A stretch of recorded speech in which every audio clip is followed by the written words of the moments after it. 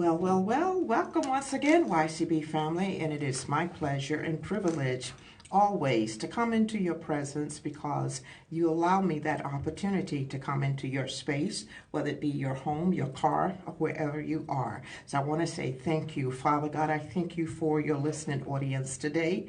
I thank you that the word that they will hear will be an edification unto their soul and to their spirit. Father, we know that there is no weapon that will be formed against anyone that will ever prosper. And I thank you for using me and my voice to be a help to those that need the help, O Lord. Father, I thank you. I am Dr. Eve Taylor, your host and executive producer of the Discover Your Why, the Veterans Radio Talk Forum. We come to you live every Monday from the studio of Radio One. If you would like to be a sponsor or a partner of this radio program, go to my website at the end of the broadcast. You can hear all of the information there. If you are a church or someone out there that's needing to have a broadcast, contact me and we will be able to talk about how we can be a blessing one to the other. This radio program is brought to you by the Discover Your Why Leadership Ministries, Inc. And so we would, without further ado, would like to pray a song for you.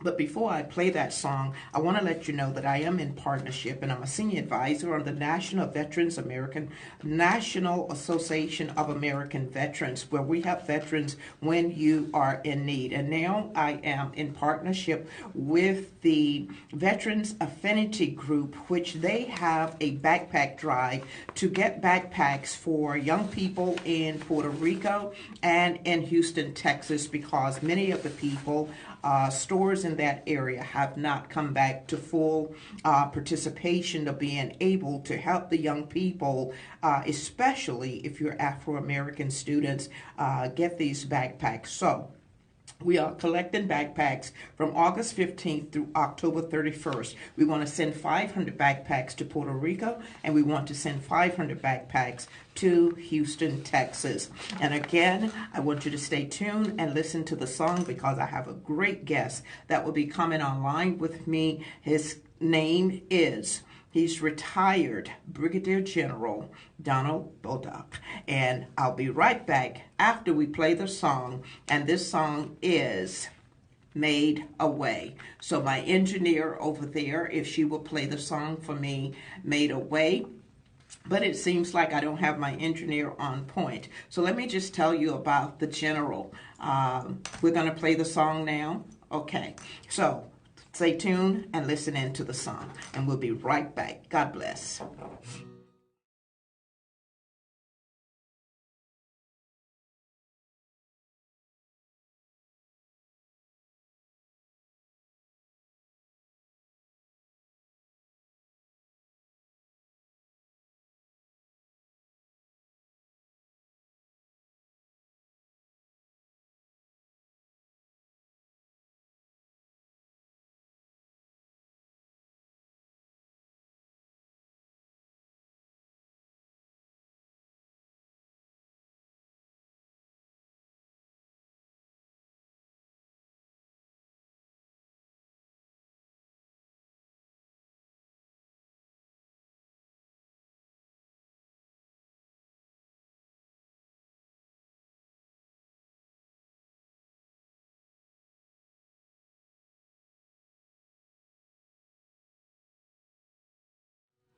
Have this song where God made a way. Many times when our veterans go off, they need to know that God has made a way for them. And when they return home, they need to know that there's still a way out of no way. I'm going to bring my guest on the line now. Brigadier General, are you there? Are you there, General? I am here, Doctor. Well, good morning to you. And I want to say God bless you, sir. And then thank you for your service. Thank you for all that you've given out. Thank you for everything that you will continue to give out to the young men and women who know what it's like to serve in any war in our military. So in this time of crisis, all of our veterans need to know that we have a voice, that people are standing in the gap and saying, I understand where you are. So our theme for today is we're going to be talking about how to live the civilian life once you transition from the military. And I believe that you have a great word for the people out there. So Brigadier General, would you go ahead and introduce the people to who you are and how you got to this point today that you're back as a guest on this radio program? Okay, that sounds great. I am honored to be on your program. I want to say God bless you to you, those that support your program, both the work behind the scenes to make it happen. They're hugely important. And, of course, your listeners, I wish them a blessed day, and, of course, may God be with them always. And I want to thank you for this opportunity, as it has been a struggle. As you know, I retired in October of 2017, and my why that I described to you at that time was to get to work on supporting veterans and to teach leadership and to become a productive member of my community. And that has been an interesting journey over the last 10 months, and something that is easier said than done, I think. When you join the Army, right out of high school, you spend your adult life serving your country for, 30 plus years, and all you know is the military way of life. You don't know how to be an adult in the civilian world. Certainly the transition programs that the military has, I think, are inefficient to address the transition requirements. They do their best, I think. I think they believe their programs do what they need to do, but in reality, once you experience it, you realize that there are some significant gaps. And then you become a veteran, as I have described as the third thing. First, you're born into a community and you're raised by that community, and then you decide to go in the military and you serve your time, whatever that happens to be. That's your second thing. And then your third thing, you're a veteran. And there is an adjustment period. And I think the adjustment period is challenged by the length of time and the types of experiences. And I think certainly has a lot to do with what you specialized in the military. I wasn't an IT guy or a logistics guy, a communications guy, a lawyer, a doctor. I have, combat skills. And with that, I think comes some very good leadership skills, but it's hard to convince people in the civilian world what that means to them and how you can be used productively in their organization. Absolutely. You said something very key, Brigadier General. When I did a presentation at Regent University where I graduated from, I did a presentation is the young man that became the soldier that became now a lifelong veteran. And in that, briefly, I said, as you were saying, here's a young man at 18 years old, now becomes a soldier. He's lived his life learning how to graduate from high school, but now he's put into a whole nother category, as your dad or mom would say, grow up and be a man. And in that growing up to be a man, you go off to an unknown environment where you have a group of strangers introducing you to things that you have no aware of except to obey so that you can continue to be that soldier. But once you go through all the grid, the process, the training, now one day comes where you are now a lifelong veteran. And this is why I talked about today how to live a civilian life when you never lived it prior to going into the military, because you went into the military, as most would say, I just went in as a young man, and now here I am having to be a full-grown man. And one of the things I wanted to pick up on your background is your father, and you're talking about leadership. You talked about something. What is missing is three things that are hugely important in the merit-based, value-based, and faith-based of leadership. Can you talk to us about those three prongs of that merit-based, value-based, and the faith-based of leadership for you having experienced the young man to soldier and now veteran, but also I want to bring us to, in our discussion, some things that happen along the way in the military. Can you talk about those prongs? I certainly can. And so, merit-based leadership, of course, it starts at home, it starts inside your community. You learn great things from great people, parents, grandparents, other family members, teachers, coaches in particular. I had some very good coaches as I was growing up, and other adults inside your community by example. And of course, the biggest example in my life was my dad. He passed away on 1 April, unfortunately, from pancreatic cancer. It was wow. something that we didn't see coming. It came, and I was able to spend, as one of his caregivers. Of course, my other siblings were there as well. The last 6 weeks of his life. So, there's a man that gave a tremendous example for us, in terms of focus and hard work and never quitting and always earning everything that you get. And if someone gives you something, be grateful for it. But at the same time, when you get something, you need to give back. And that's something that I am at now in my life, where I hung up my fatigues, and now my wife Sharon and I, are working hard to combat the stigmas around post-traumatic stress disorder, now, or what I like to call PTS and drop the D. Oh, I like that, PTS and drop the D. Drop the D because it's not a disorder, it's not a pathology. It's a standard condition of the mind, and it happens to everybody. And depending on your experiences and the depth of those experiences, it affects people in different ways. And so we have to be aware of that, a reordering of the brain, not a disordering of the brain. So, it's very important to do that. I think it's hugely important for senior people to speak out about this. I did it on active duty, so I'm very proud of that, being the only general officer to have done that during that time frame.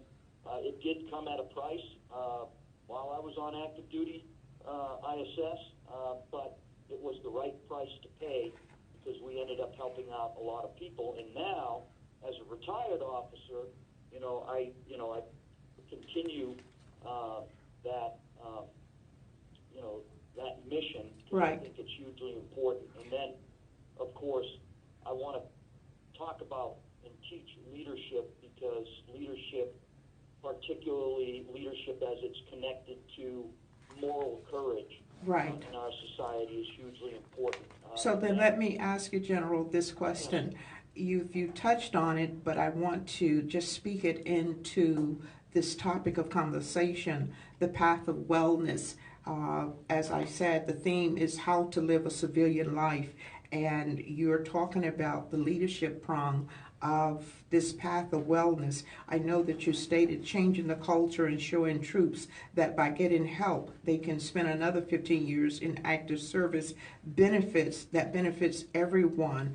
And that goes to what you're saying as when the generals, when the people that have the headship of leadership transition from the military, taking their gifts and skills and everything that they have learned, bringing it to the forefront of the civilian life.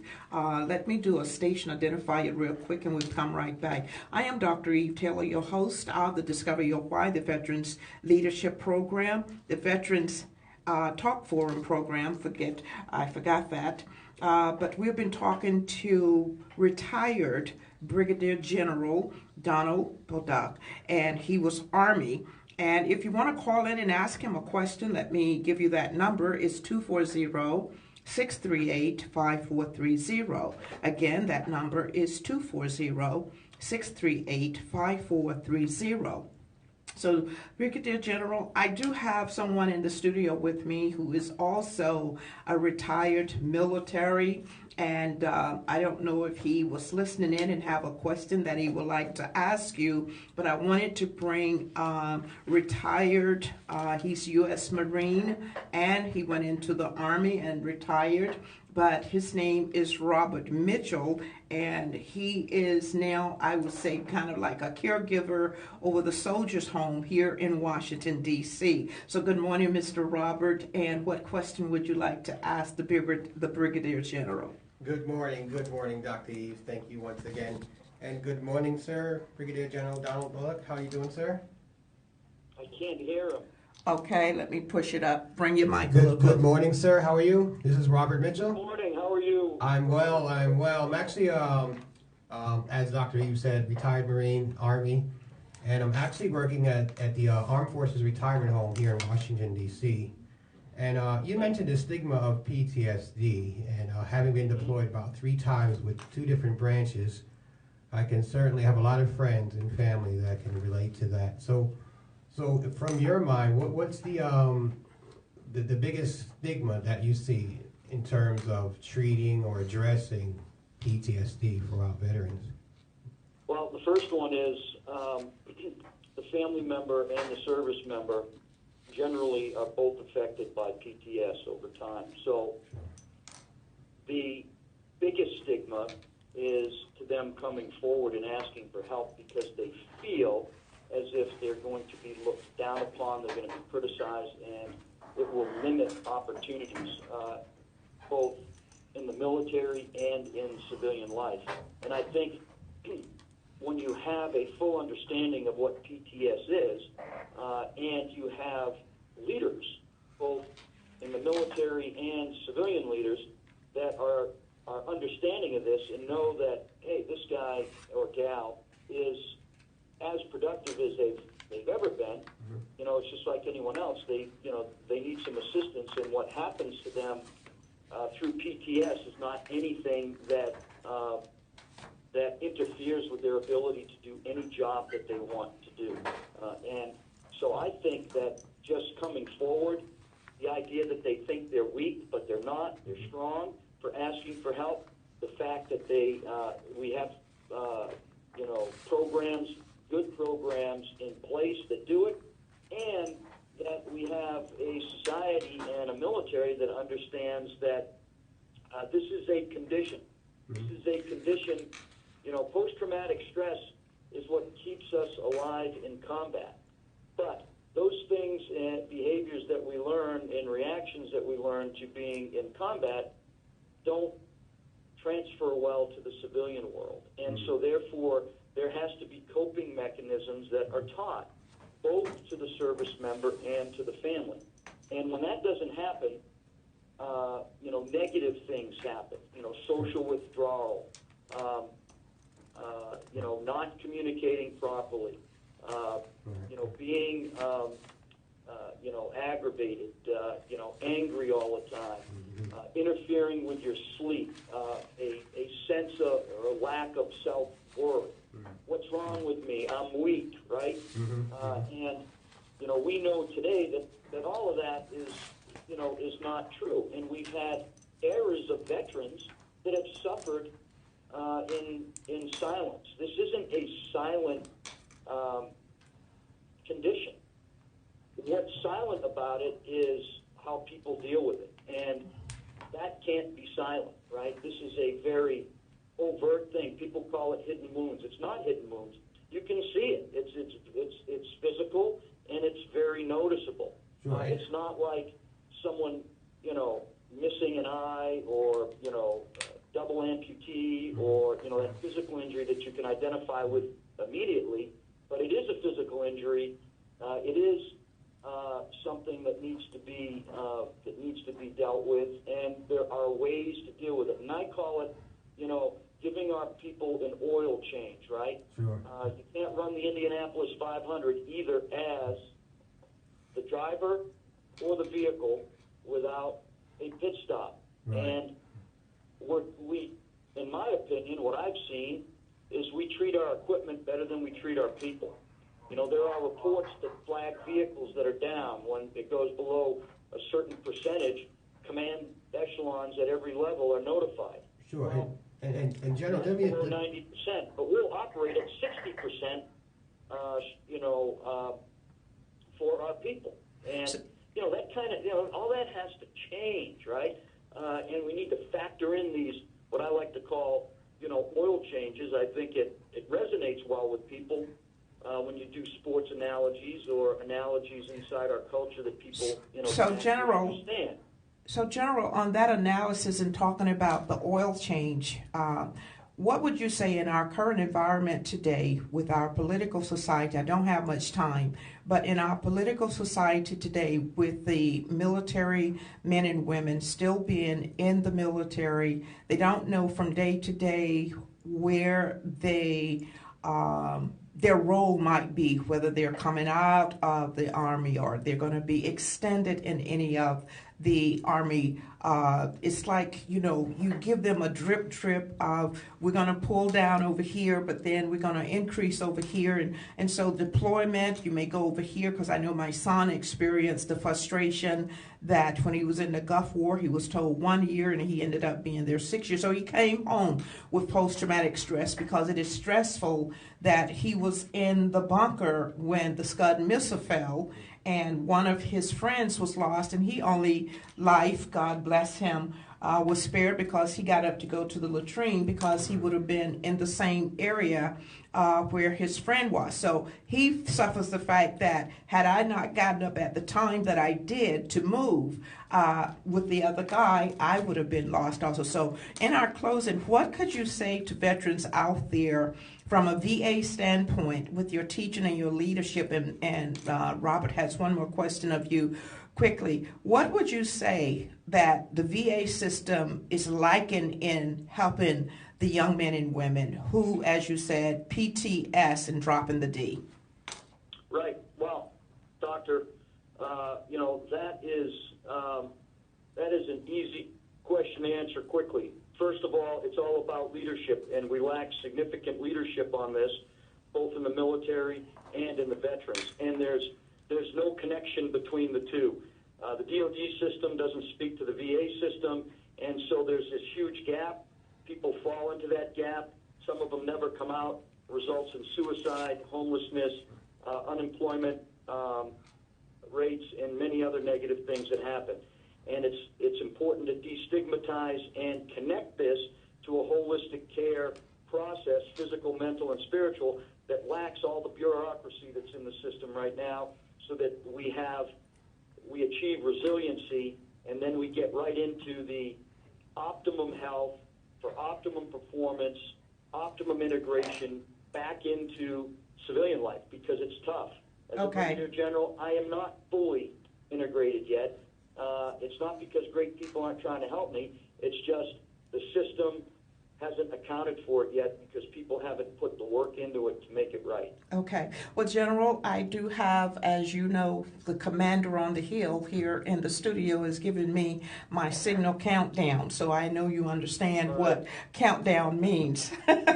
This has been a great conversation. And listen, I would like to extend an invitation for you to come back in November, where we can talk about some of the things that are occurring more in depth with talking about the subject matter. And let's talk more about the PTSD issues and some of the training programs that you have going on in the Connecticut area. No, you're in New Hampshire, in the New Hampshire area, because vets are vets no matter where they are, and we can give out this help no matter where we go. So I want you to know that Robert is very impressed with everything that you're saying, and I'm going to get the copy of this to you so that you can circulate it to all of your constituents and everybody, to let them know that we have a force that we're working with, and when we join our mind and our hearts together, we can be combative to the negatives that are coming at us, because every veteran out there deserves the attention and the care